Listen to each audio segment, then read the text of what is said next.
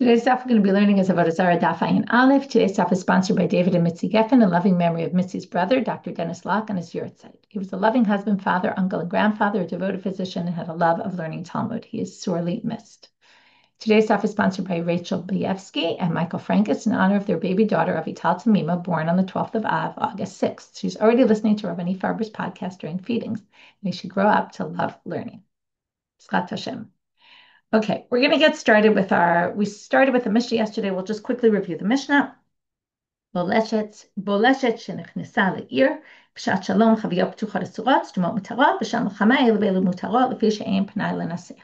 We talked about a troop coming into a city, and we said if they come in during times of peace, we assume they're going to go and just take wine of the people and drink from it. And therefore, anything that's open, we're worried that they drank from. And again, if they're worried they drank, what's the concern? That perhaps they remember the whole issue of yayin nesech, how it works. You shake up the wine, right? They either put their hand in or perhaps put something else in. There's different ways that wine libations can happen, right? Normally we think of a libation as pouring on the ground. And obviously, if someone poured something on the ground in front of an idol, that would be forbidden. But here we're talking about the concern that maybe they just even did some other method of libation, of just mixing or, shaking. And there's different possibilities to exactly how they could do this. But however they could do this, we're concerned that they did it while they were drinking. Now, if they didn't have time to drink because they were busy with war, and who's got time to start drinking wine, then we're not worried at all. So in times of war, this is not a concern. Comes the Gemara and says, Ramini, this contradicts the source we learned in Ketubot. And it's a very difficult source, so I'm going to warn you, okay? You'll probably remember it. Irsha Kapshua Karkom, if a city is attacked and besieged. So besieged means, right, no one in, no one out. Kol kohenot shebetocha psulot. Kohenot here means anyone married to a kohen. Okay, you have to remember the halachot. If a woman, not this case, commits adultery with someone, so she's forbidden to go back to her husband, and she's forbidden to the person she committed adultery with. However, if the woman is raped, then that's not an issue. But a woman who's married to a kohen cannot be married to a woman who was raped, and therefore it's a very problematic issue. And therefore, if the woman was raped, or we assume here there's a presumption that all the women in the city were raped and therefore cannot go back to their husbands. So this is in and of itself is a very serious, very complicated. The Shulchan Aruch, I looked this up because, obviously it's a complicated issue. The Shulchan Aruch says basically in Even HaEzer, Siman Zayin, Seif Yud, you already see there's ways lahatir, okay? They talk about whether if there was some way she could have hidden somewhere in the city, if there was some way she could have gotten out and no one would have seen her, if, and if the woman says, nothing happened to me, okay? So there's all sorts of ways that we can get around this. That's not our issue for today, and we happen to have quite a long daf. I don't want to spend too much time, but it's not as black and white as it looks, just so you know. But here, for our purposes, what's the issue? Like, they don't have time to drink wine, but they have time to rape women. Okay, it's unfortunately a sad reality. Amar Rav Meri, nesech ein pnai leval yesh pnai. Okay, yes, to drink wine or to offer libations, that they don't have time for. But to rape women, unfortunately, they have time for. And this is unfortunately a very hard sugya to be learning in these days. Okay, new Mishnah. Ha'umnim shel Yisrael sheshalach lehem ovei kochavim chavit shel yayin. Okay, I want to preface this whole next section. Well, we're going to learn the rest of today's stuff. It's all sorts of issues with interactions between Jews and non-Jews with wine in different directions. Okay, Jews selling wine to non-Jews, non-Jews giving wine to Jews as payment for something. Okay, different sugyot in those directions. And it's all based on the fact that one is not allowed to benefit from yayin nesech. Okay, it's not just forbidden for drinking; it's also forbidden for to benefit from, which means I can't get any benefit. So if someone pays me a salary in wine, I can't benefit from it. I can't even sell it back to someone else because that would be considered benefit. Now, why do I want to start with this? Because the Taz that we quoted yesterday actually made mention. I can't remember if I read the whole thing. I think I might have skipped this part, but he makes mention of this issue that I wanted to look into, and I looked into it a bit more. About that nowadays it's not forbidden bahana anymore. And basically, none of these halachot would be relevant today based on the psak of the Rama. Okay, there happens to be a machloket about this. Not everybody agrees with what I'm going to say right now. But particularly in Ashkenazi countries in the time of the Rishonim, they were very lenient about this.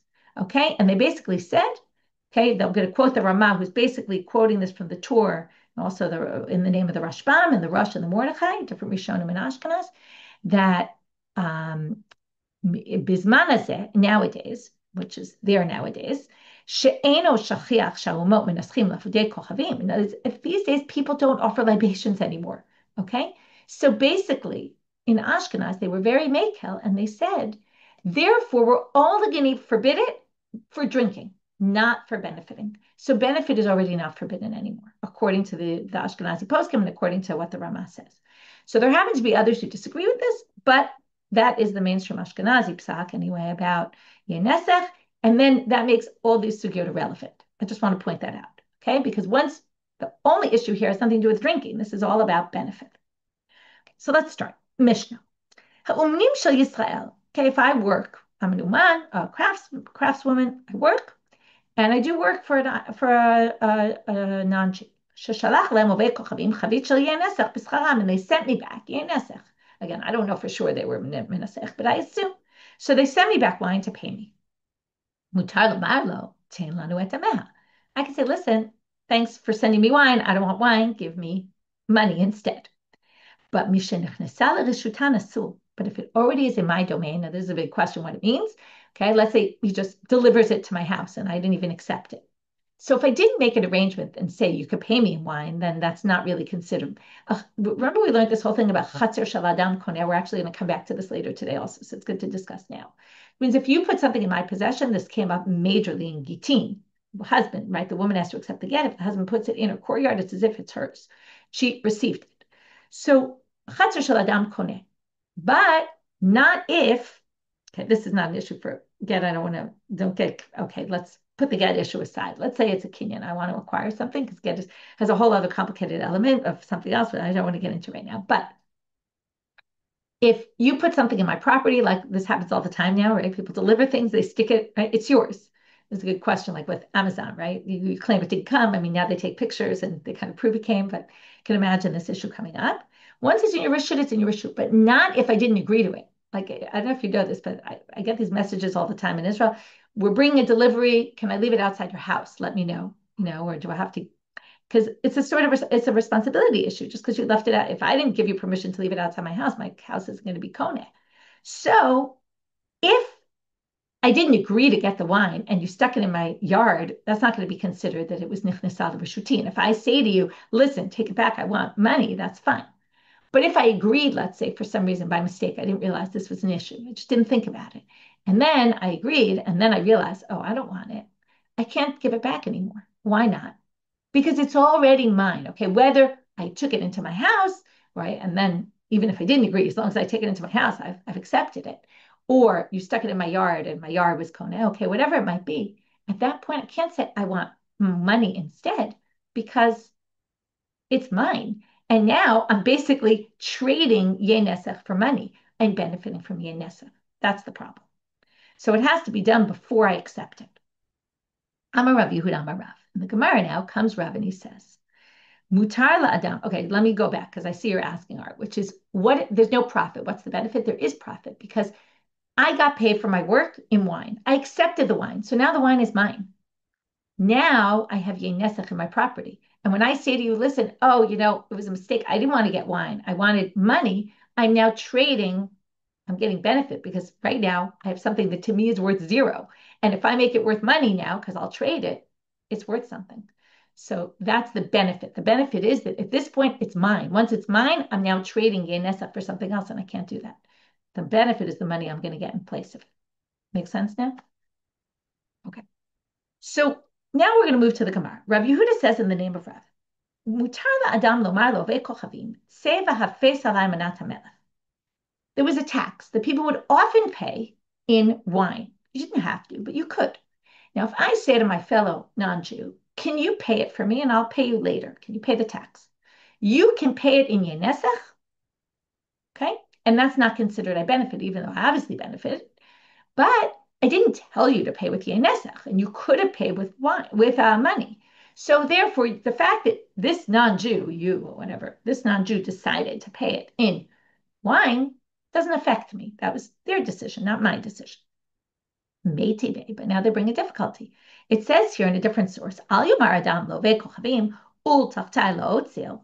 You can't say to an oved kochavim, you take my place to the tax collector and you pay the money, you pay. Now, here I don't even say money or wine, but if I say, you take my place to pay and you pay in wine, I'm benefiting from that and I can't do it. Now, why? Isn't that the same?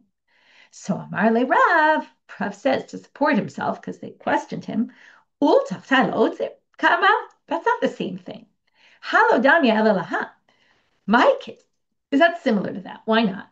Ul tachtai means you take my place completely. It's like a shaliach. I mean, there's a whole sugya about is there slichut for goyim or not? That's not going to be my question right now. Okay, can non-Jews, right, be a messenger for me? Is there agency? But not even talking about that. If I say, forget technical shlichut, halachic shlichut, if I say take my place, then you're basically doing it as if it's me, which means it's as if you're giving me the wine and I'm giving it to the authorities. So that doesn't work. That's a different language than I used before, though, Rav is saying. What's more similar to me is Amar lo malteni min ha'otzer. If I say save me from the tax, meaning, right, pay it for me, but not take my place, but can you save me, do me a favor? And they decide to pay in wine, that's their decision. I'll pay them back in money. It's not like I'm getting direct benefit. So this is all about what is benefit, what isn't benefit, and also the language you use. New Mishnah. This is going to be a Mishnah. I'm going to give you the structure of what we're going to do. This is the complicated part of today's stuff. We're going to have a Mishnah that's not really so clear. We're going to talk about acquiring when there's a kinyan, really. This is back to kinyanim. So normally, let's give some real background. With a Jew, if we have an interaction, Jew and Jew, I go buy something and I give you money and I don't get the object yet, I can change my mind. You can change your mind at any point. That's not a sale. Normally, we think that giving the money is the sale, not in halacha. It's mashicha, hagbaha, mesira, some sort of action that I accept the item. If I haven't accepted the item, if I accepted the item and didn't give money, it's a done deal. No one can change their mind, even though I haven't paid yet. Okay? That's usually what does it. There's a whole big machloket about mashicha kone or kesef kone by a non-Jew. And there's differences. I'm not going to get into all this because we'll never get off today's stuff. But look at Rish Lakish and Rabbi Yochanan about Ma'o Kanom and Atwan. There's different strashot there. It's just Kanomi Hanamitecha from their fellow Jew, and for non-Jews perhaps it's different. So we're not going to really get into that sugya, like the whole Mashiach Kone for Jews and all that. But we're going to have a big debate here in the Gemara. I want to point out first in the Gemara between Amemar and Rav Ashi whether Mashiach is a valid form of acquisition for a non-Jew or not. Okay, when we're doing an interaction with a non-Jew, if there's Mashiach as a Kone or not. Okay, and we're going to see their sources and why each one says. One says it works and one says it doesn't work. Okay, now the Mishnah is going to be a little unclear, and we're going to start with the Mishnah.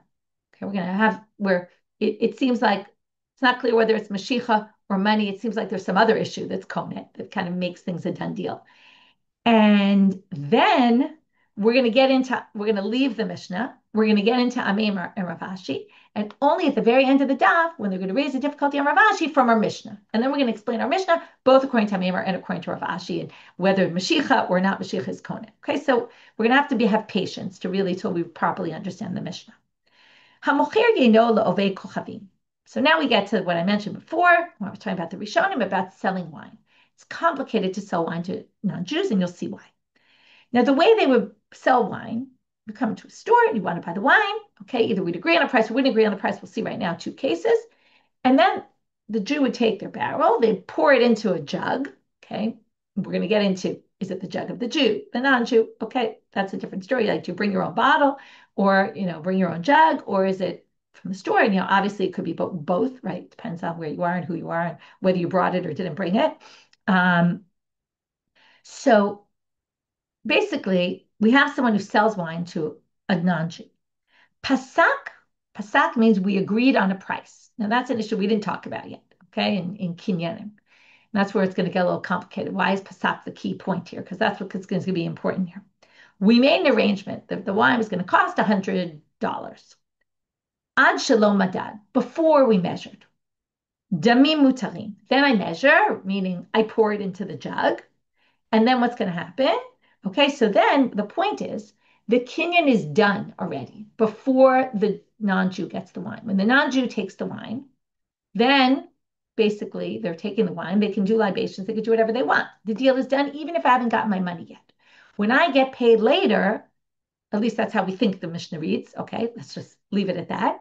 When I get paid later, I'm not benefiting from any yayin nesech. If they turned the wine later on into yayin nesech before I paid, doesn't matter because it's in their possession already. However, madada chelo pasak, if we never agreed on a price and I just poured out the wine, gave him the wine, and then later he was going to pay me, later we'd agree on a price and later the buyer would pay, damavasurim. I cannot benefit because what's the problem? It's still mine. As long as we haven't arranged a price and I haven't gotten paid, assuming I haven't gotten paid, okay, we're going to get back to this, but assuming I haven't gotten paid, then when they take it and turn it into yayin nesech potentially, and then I get paid for it later, I'm benefiting from the wine was still technically mine. It could be technically in his domain, but it's mine because I haven't sold it yet. So the sale hasn't gone through, and therefore, when I get my money, I'll be benefiting from yayin nesech. So that's a problem. Okay, we're going to put the Mishnah aside, and now we're going to go to Amemar or Rav Ashi, and we'll come back to it.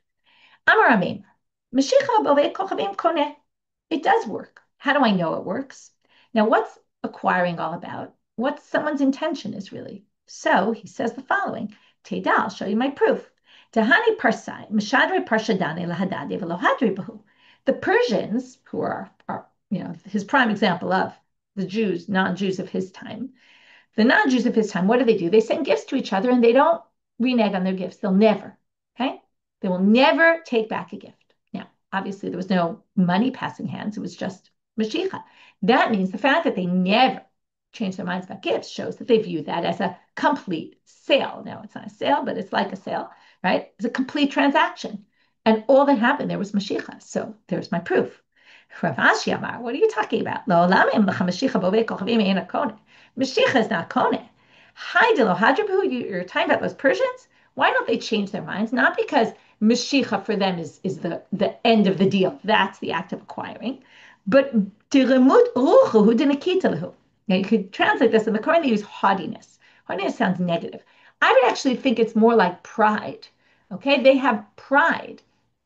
They said, like, I gave a gift. I'm not going to renege on the gift. It's a matter of pride. Okay, you could call it hardness, you could call it pride, wherever it comes from, positive or negative place. But basically, that's a different reason. It has something to do with acts of acquiring. It's just people don't renege on gifts. Okay, they have a certain amount of, that would be embarrassing for them.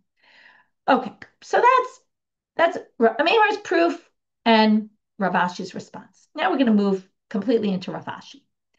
I'm a Rav Ashi, Mina Mina. Okay, here comes the complicated part. Rav Ashi, and what's complicated about this is we're going to take a scenario where Rav taught the shopkeepers, this is the way you're supposed to sell wine, and only in this way. And then we're going to have two different ways, Rav Ashi's way of reading it, to prove his point, that Mashiach is not Koneh in Akum. And then we're going to have a different, the Stama de Gemara, we're going to have this anonymous comments coming to say, oh, I think this could be totally different. And it really all depends on the reality. Remember, I mentioned we get back to, is it the kalim of the Jew? Is it whose jug is it and who's this? And no one really knows the situation in which Rav said this, and they're making up things to try to prove their points. Okay. Also, you could say it was devil's advocacy, right? He's kind of saying, who knows if that's the case? Maybe it could be something else. So it's going to be a complicated back and forth here. So Rav Ashi says, here's my proof. Okay.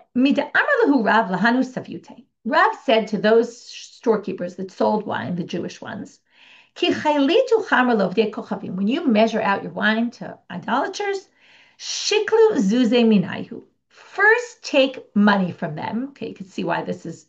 First take the money, and then measure it out.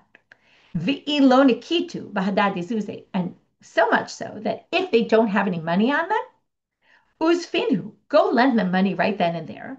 Get the money back a minute later.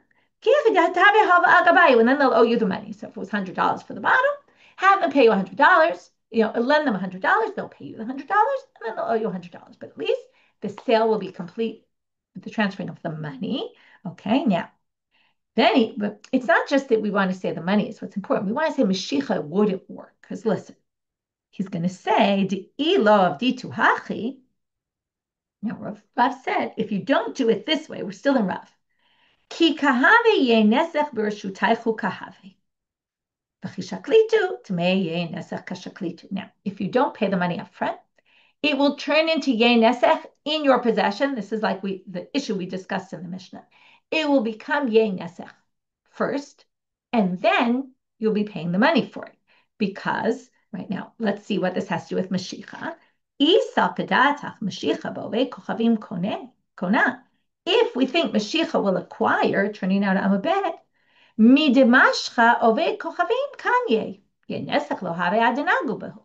have stages, right? Now let's put Rav aside. Let's say you didn't pay the money up front. And let's say you pour out the wine.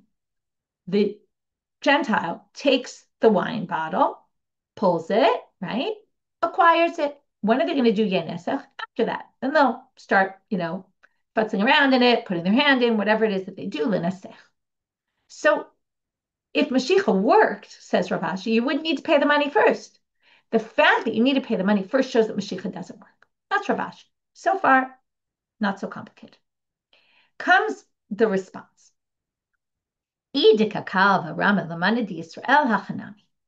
we're talking about that the Jew puts it in the Jew's jug and then sells, right, the way we buy wine now. We buy wine in a bottle, right? You don't usually bring your own bottles, although I was in a winery where they, if you had your own bottle, you could fill it up from the tap and it was much cheaper. So sometimes that happens. But if you can fill it up in the Jew's bottle, now we don't know yet why this is an issue. In a minute, you'll see what the issue is. If the Jew fills it up in the Jew's bottle, you're right. Mashiach could be kone. This is the counter. This is the one that says Mashiach is kone. And basically, it would be totally fine. Rav didn't say what he taught these shopkeepers was not relating to a case like that. If it would go in the Jew's bottle, the Gentile takes the bottle, Moshech, it belongs to the Gentile, no problem. Lo tzricha, Rav's teaching that he told them was his suggestion. The Gemara doesn't tell us what the issue here is, but the commentaries explain that what's the issue? Well, you ever have a bottle of wine you finish, right? If you recycle, what do you have to do? You usually rinse it out a bunch of times, right? It takes a few times to rinse out to get it really clean. So assuming they didn't rinse out their bottles so much, okay? They also didn't have running water. So any bottle they bring into the Jew store is probably going to have some wine in it, which means what? So now, when does the Mashiach happen at this point? Okay, we're going to change this a little, but right now we assume Mashiach is happening when? After it's filled up, right? So idolater brings in their wine bottle with some of the idolatrous drops at the bottom. Then the Jew pours the wine in. Now we end up with what we call a ta'arovet. We have a mixture of good wine and bad wine. Now it's still in the Jew's possession because there's no Mashiach yet. Non-Jew takes the bottle, pulls it, right? Then acquires it. At that point, it's too late. It's already yayin nesech. We thought the yayin nesech happened, right? Rav Ashi claimed the yayin nesech happened after the Mashiach once it became it. Now we see if he brings his own bottle in, then we're going to have a problem because then it's going to be yayin nesech even before, okay? And then the Jew is going to benefit from yayin nesech. So that is why Rav said, again, we have to keep going back. That's why Rav said pay the money first. If you pay the money first, and this sounds like, according to this, Mashiach could be kone and also money could be kone. Okay, it's not like one or the other. It sounds like that could solve it or that could solve it. So in this case, the Mashiach is going to be too late because it's already going to be yayin nesech because of the droplets. Okay, so pay the money first. Comes Rav Ashi and says, you missed something, which is, okay, there's besides Mashiach, there's Hagbaha. And Hagbaha is lifting something. Usually you think like, okay, you take an item, you lift it, right? People always do these handkerchief transactions where you lift something. Okay, that's a little different. I shouldn't confuse that. But you have this idea of lifting something. There's another way that lifting works, and that's called avir. Okay, the air. If it comes into the airspace of something you're holding, then you actually can acquire it that way. So comes Rav Ashi and says, I don't agree with what you're saying. Sof sof kimati la'avira demana kanye. Yenesech lo have adamati la'arita demana. Again, we have to go on a timeline. Rav Ashi is going to prove that Mashiach happens before it becomes yenesech. And if Mashiach happens before, then again, that goes back to, well, there's no need for the money. And if there's a need for the money, it means Mashiach is not kone. So comes Rav Ashi and says, when you pour the wine into the bottle. When does it hit the bottom? After. The first stage is it hits the airspace of the bottle. And now, assuming, we'll get back to this later, maybe they weren't, but assuming the idolater is holding the wine bottle in his hand, the jug, okay? He's holding the jug and the Jew is pouring. The second it enters the airspace, Kinyan Hagbaha. So if Mashiach would work like you're claiming, comes Rav Ashi to say, it would be Nimshach, it would be owned by the Gentile before Mashiach, before it became nesech, and should be a problem. So Rav would have had to give the solution. And that's what Rav Ashi claims. So now here comes the harder part. Now we're going to have a whole question, and they're going to ask it in a bit of an interesting way. They're going to mention two debates that we don't really have clear-cut issues to, and we're going to say, oh, does it mean that this person who disagreed with Rav Ashi, who we don't have a name for, but whoever disagreed with Rav Ashi, this counter, did they hold by this opinion? Did they hold by this opinion? Because now we're trying to figure out what were they thinking to counter Rav Ashi. So Rav Ashi has a good point about this lifting thing. If the idolater was holding it in his hand and the wine poured in, it would immediately be acquired before it got down to the bottom. Because remember, the whole issue, according to this other opinion, is the droplets at the bottom. So the first question is, Shmat Mina, Nitzok Chibur? Maybe it's because they held, and is it? It's kind of a question. Do they hold that Nitzok is Chibur? What is Nitzok Chibur? We've seen this a bunch of times.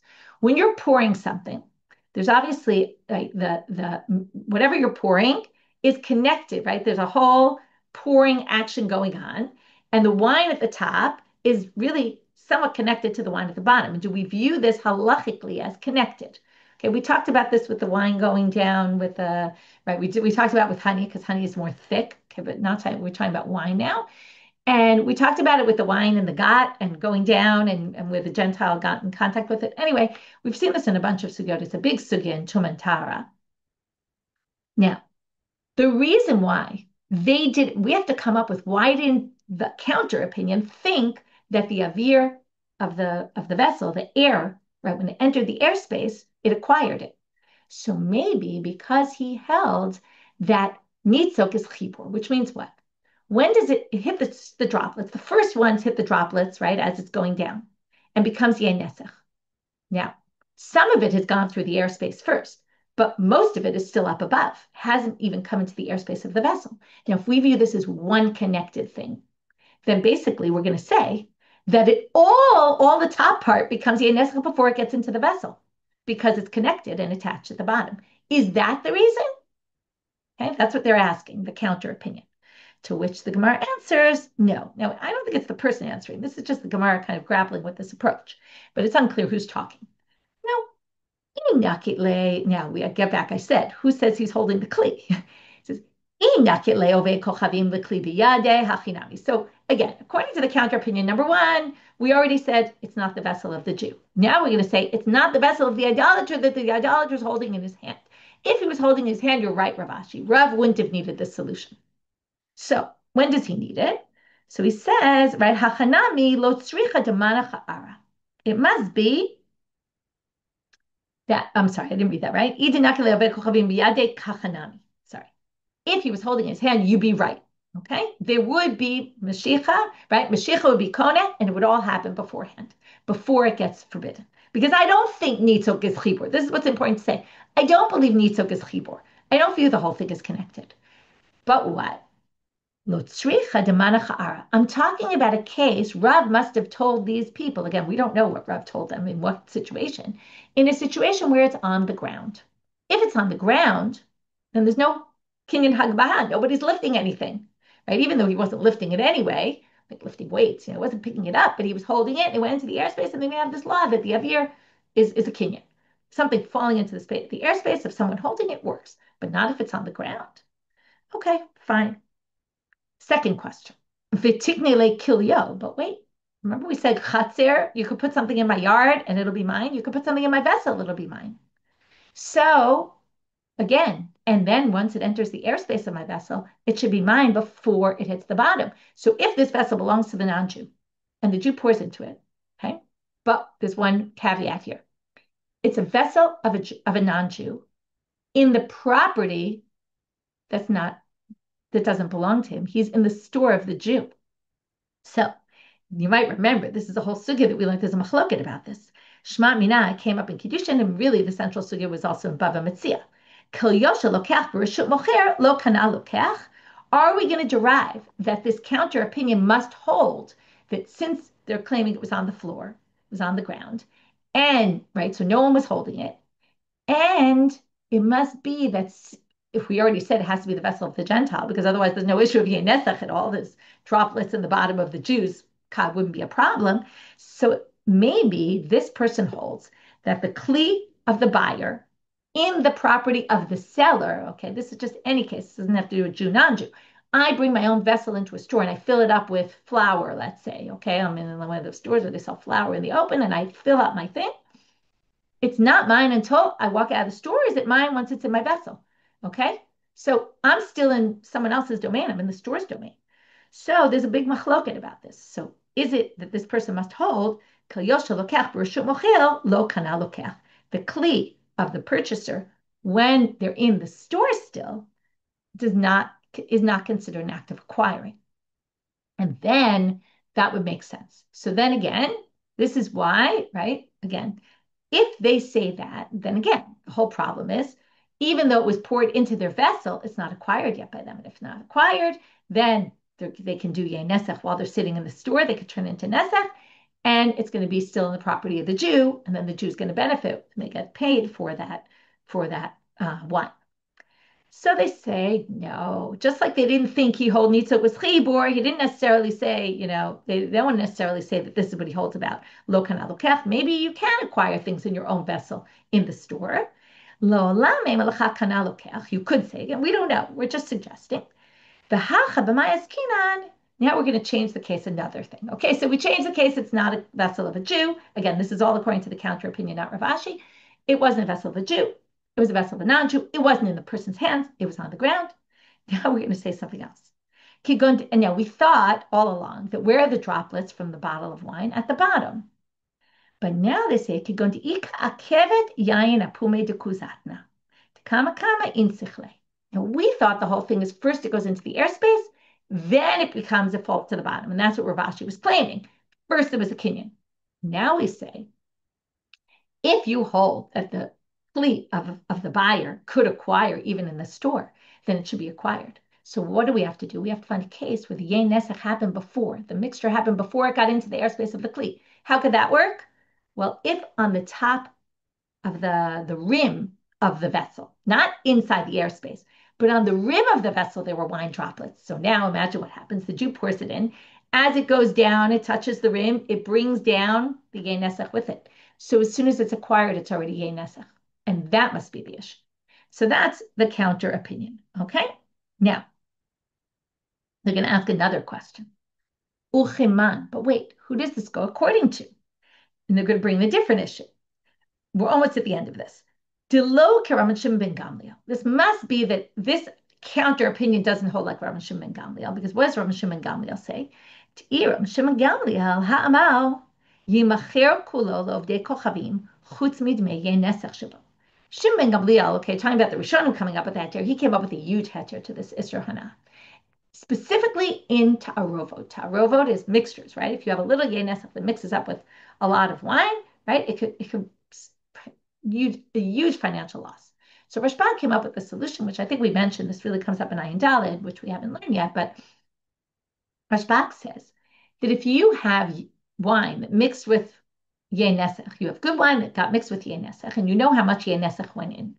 So you can sell all that wine and just deduct the amount. So instead of selling it for $100, sell it for $95 if it was $5 worth of yayin nesech.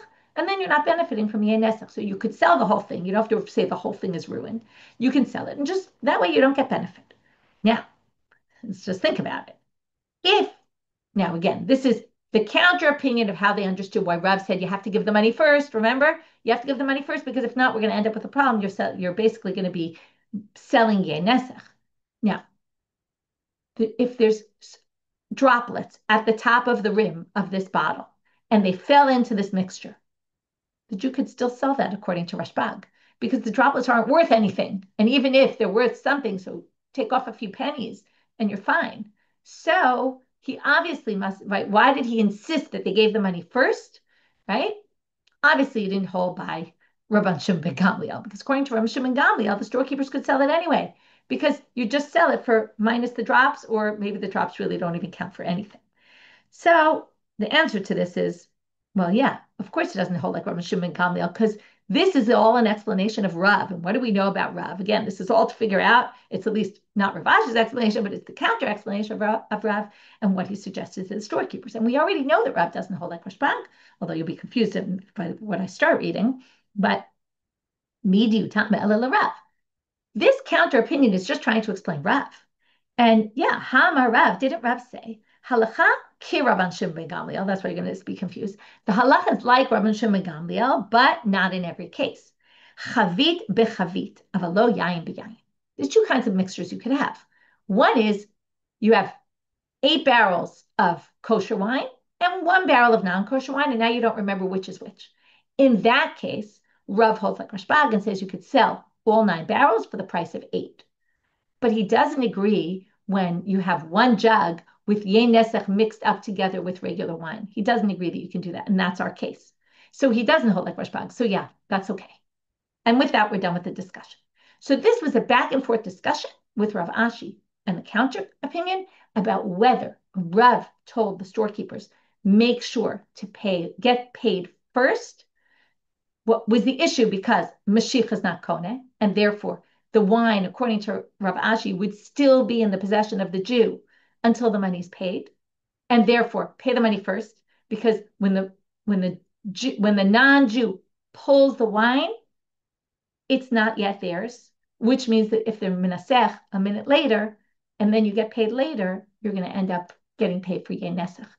And then we have the counter who says, no, that's not the issue. The issue was the droplets of the wine that got mixed in, and it's only if it's theirs, and it's only if it's on the ground, and it's right, and all those things.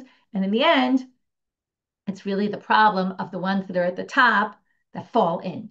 So whether it's being held, whether it's not being held, the truth is that doesn't really matter.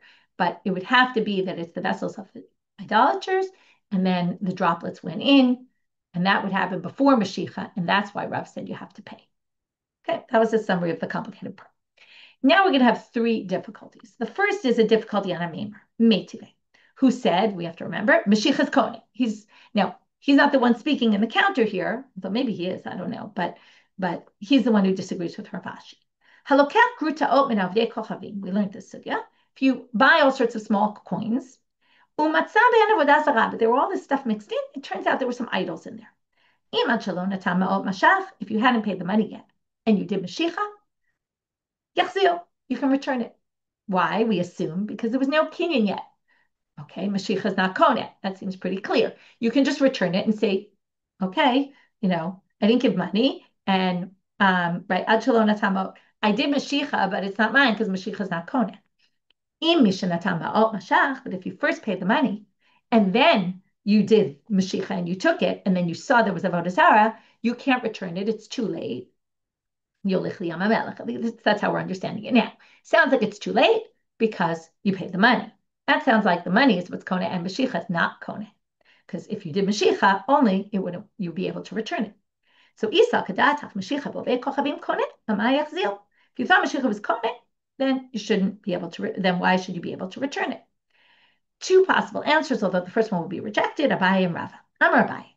Mishum demechse ki mekach ta'ut.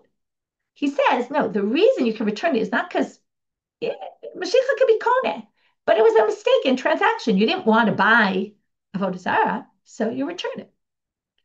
Amar Rava. Wait, that doesn't make any sense, because there's a Reisha and a Seifa. The beginning says you can return it. The second one says you can't. But they're both mekach ta'ut. Reisha mekach ta'ut, Seifa nami mekach ta'ut. They're both a mistake. Why in the case where you paid the money, you can't return it, and if you didn't pay the money, you can return it? That doesn't make any sense. Ella Amar Rava, Reisha v'Seifa mekach ta'ut. He said they're both mekach ta'ut. You missed the point. There's a totally different issue going on here, not what we thought. Reisha de lo yahiv zuza lo mechazek avodah zarah biyad Yisrael. In the Reisha case, what happened? Let's imagine the scenario. I bought this stuff from you, but I didn't pay it. Okay, I buy it from this non-Jew. I didn't pay. When I return it to the non-Jew, what do? I just go back and I say, listen, okay, we made an arrangement for $100. I was going to buy this pile of junk, and stuff. Now there was $98 worth that was good, $2 worth not good. So I haven't paid you money yet. So here, take back the Avodah Zarah. And when I pay you, I'll pay you $98 instead of 100. What's the safe? So that doesn't look like I'm doing business with Avodah Zarah. But Seifa, de Yahiv Zuze, in the Seifa case, I gave you money, or I gave this non-Jew money. So what happens? I give the non-Jew money. I get my stuff. I see my stuff as a problem. I give back some of it, and I say, give me back my money. Now, if somebody's looking, what does it look like? It looks like I gave them Avodah Zarah. They gave me money. It looks like I'm doing a sale in Avodah Zarah. That's the problem. It's nothing to do with acquiring, not acquiring. It's all a mekaf ta'ut. In mekaf ta'ut laws, we can return anything because it was a mistake. So even though there was a kinyan and it was all acquired, it's irrelevant because it's a mistake. I theoretically could return in either case. So this doesn't have to do with Mashiach. All it has to do with was the money paid or not, and is money going to go back to me or not? If the money goes back to me, it's going to look like I'm selling you Avodah Zarah. Okay, now we get to the difficulties on Rav Ashi, the first one being from our Mishnah. We finally get back and we're going to understand our Mishnah properly now. Amalei Mar Kashisha Berei Rav Chisda Rav Ashi.